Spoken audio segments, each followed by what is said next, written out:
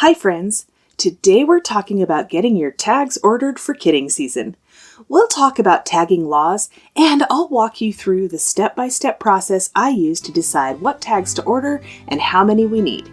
We have lots of goats to tag, but I'm also going to give you a simple, affordable, and legal way to tag if you only have a few goats. Let's get to it. Hey friends, welcome to the Get Goat-Wise podcast. Are you longing to raise goats and other animals for food but don't know where to start? Do you want to be more self-sufficient and less dependent on the grocery store? Do you wish you had a mentor to walk you through raising livestock? Hi, I'm Millie, animal scientist, cattle girl turned goat rancher, co-owner of Dry Creek Livestock, and simple living enthusiast. For 15 years, I've been on a mission to raise all of our own meat, eggs, and dairy. Here, we'll talk about raising goats and other homestead livestock, how to create sustainable animal management systems that actually work, and a bit of off-grid life with kids and livestock. If you're ready to take control of your food supply, raise livestock with confidence, and provide your family with the most nourishing meat, eggs, and dairy available, you're in the right place. Kick off your muck boots, pour a cup of coffee, and let's talk livestock. Hey there! Today is a big day on the podcast. This is the 50th episode of Get Goat-Wise. I can hardly believe it. Podcasting has been one of the most unexpected adventures I've ever been on, and I'm so glad you're all here listening and sharing. I love hearing from you and how this podcast is helping you. It's always fun to celebrate, and I want to thank you for making this podcast what it has become. So, from today through Friday, we're going to double your gift card on orders of $400 or more. That means $150 off beef, $100 off pork, and $50 off goat meat. It'll still stack on the freezer offers, and it works with the deposit option. So, if you've been on the fence, this is the week to take advantage of a free freezer, double your gift card, and fill your freezer with the best farm fresh meat you've ever tasted. The double gift cards are going out in the newsletter today, so make sure you're on the list at getgoatwise.com/insider. I want to make sure you are fully confident in your purchase, so if you have questions, my phone number is on every product page on the website, and you can call me to get answers. We have a 100% guarantee. That's our rancher's promise. You'll love it or we'll make it right. Remember, we're a small family ranch and quantities are limited. I'm confident that you will not only love this meat, but you'll finally have that peace of mind that a full freezer brings and knowing the rancher who put it on your table. And I can't wait to hear how this is impacting your self-sufficiency. What's happening on the ranch? We hauled 10 goats to the processor last week, and they'll be ready to pick up at the end of this week or early next week. So I'm excited to get that meat back, try it, and then get it shipped to you. By the time this episode airs, we will have done our first weekend of live sales, and we're busy getting ready for that. I'll report in on how that goes. Stacy will be getting back to fencing soon, and that means my spring and summer chores will take a little longer. Stacy handles most of the watering through the winter, and I'm really grateful that he does that. Winter water chores can be a beast around here, especially with no tank heaters. We're only 3 weeks away from the dairy does starting to kid, and I need to get tags ordered, so I thought this would be a great time to walk you through my process for ordering tags. First, if you haven't yet, you need to get your premise identification number and flock ID. The premise identification number is a unique number assigned to your physical location, so your address. The flock ID is a number that is assigned to one group of animals under the same management, and it starts with your state abbreviation. You can get free tags from the Scrape Eradication Program if you don't want to buy them. The process of getting your premise identification number and flock ID varies some between states, so contact your state Department of Agriculture to figure out what you need to do. The laws about tagging goats can be a little confusing, and there have been some recent changes. In the past, tagging was only required on breeding stock on a national level. Some states require more tagging, some require less. I don't want to get caught off guard with the ever-changing laws, so I tag everything with an official Scrapey ID tag. I order my tags to give me the information I need about the goat right on the tag. I've talked about regulations and deciding how you want to tag your goats in episode 11, and I'll link that in the show notes. The second thing I need to do is decide how many tags I need. So I'll estimate the number of kids that will be born in the different categories we have. This year, dairy kids will get white tags because this is the first time we've used a dairy buck instead of a meat buck on the dairy does, and their doe kids will be great dairy does. In the past, they've gotten a yellow tag like the commercial herd because they weren't going to be kept as dairy goats. I use Premier One Supply for my tags, and we get the Q-Flex 3. We've tried other sizes and styles, but I like these the best for retention. They don't pull out easily, and they're readable from a reasonable distance. The tags are ordered in groups of 20. There are 4 dairy does, so I expect we'll have around 8 kids, as little as 4 and as many as 12, but I expect about 8. Since the tags come in groups of 20, I'll order 20 white tags and I'll have extras. In the commercial meat goat herd, we have 2 colors. We use yellow for the Boer goats and orange for the Spanish goats. We do some crossbreeding, but the kids will get the same color tag as their mom, and the records will note who the sire is. So the kids out of first-time Boer does that were bred to a Spanish buck will still get yellow tags. All right, how many kids do we expect? We have 36 mature Boer does and 15 that will kid for the first time. And we have 37 mature Spanish does and 1 that will kid for the first time. So we're going to look at last year's numbers to give us a rough idea of what to expect. Last year, the mature Boer does weaned 144% kid crop, and the first-time Boer does weaned 133% kid crop. The mature Spanish does weaned 188% kid crop, and the first-time Spanish does weaned 138% kid crop. This is a little swayed because we had a huge group of first kidding Spanish does and only a handful of mature Spanish does.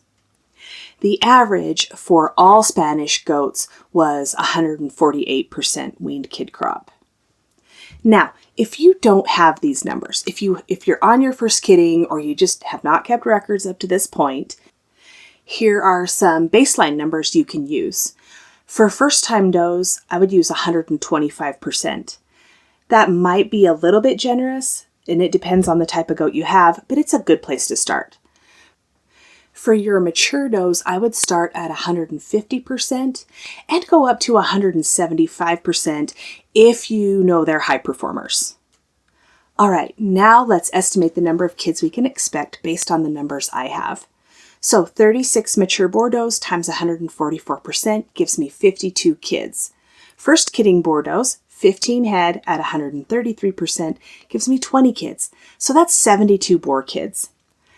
Mature Spanish does, 37 head at 188% is 70 kids. First time Spanish does, I just have 1 at 138%, that's 1 kid. When we look at the all Spanish average of 38 does at 148%, that puts us at 57 kids. So we're looking at 71 or 57. That's a pretty big range we need to make a decision on.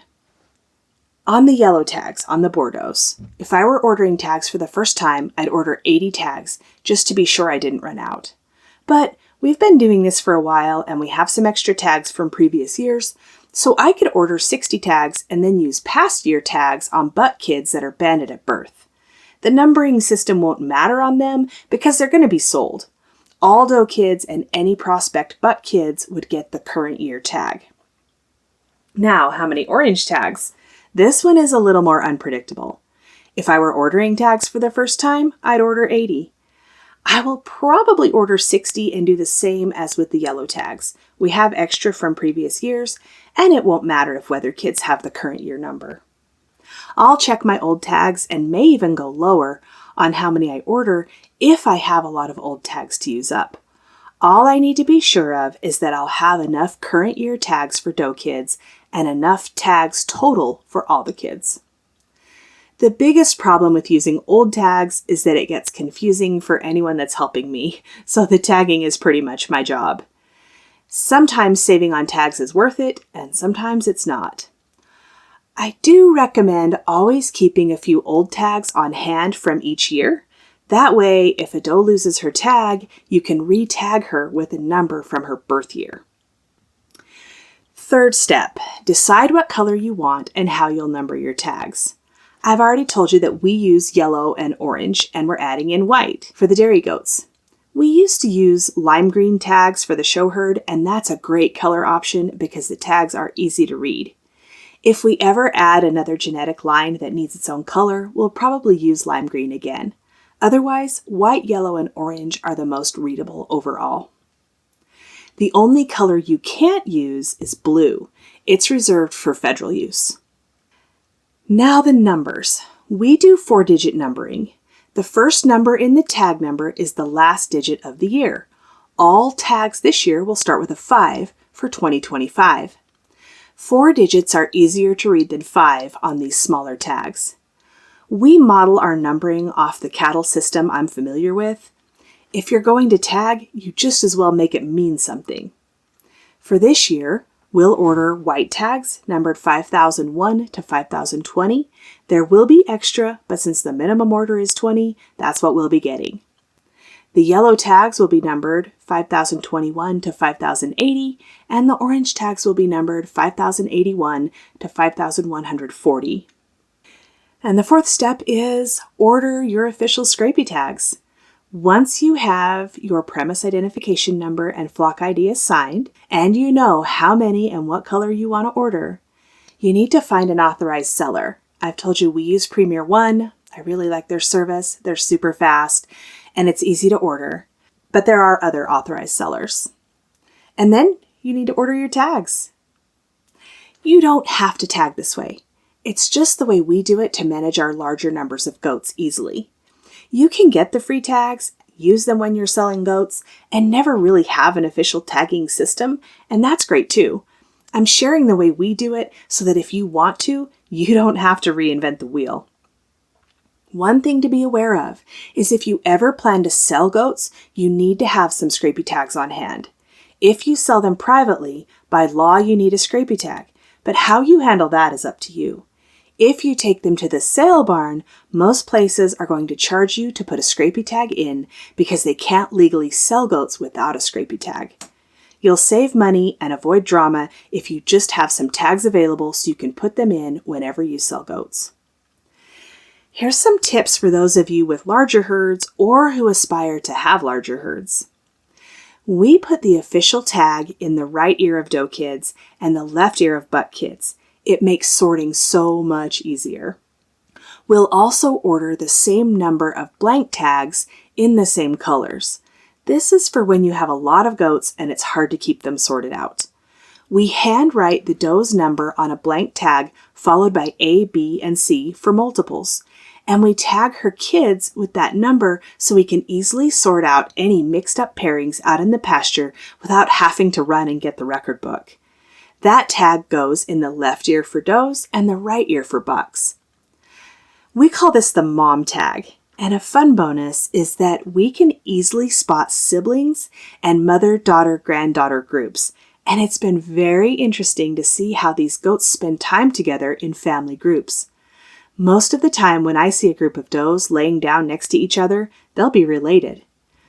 We have enough goats that if we didn't have the mom tags, I wouldn't know relationships for sure without looking in the record book. I hope this helps you prepare for kidding by getting your tags ordered early so that they're delivered and waiting when your kids are born. Remember, there are only a couple of laws about tagging, and you get to decide how you're going to do the rest. If you plan on owning a lot of goats, having a tagging strategy in place now while you're still growing your herd will help your future record keeping and management strategies, and that will ultimately improve your profitability. If you have questions, come on over to the community and start a conversation. That's at bit.ly/getgoatwisecommunity. And make sure you're on the insiders list to get the Dry Creek Heritage Meats gift cards. Lots going on this week.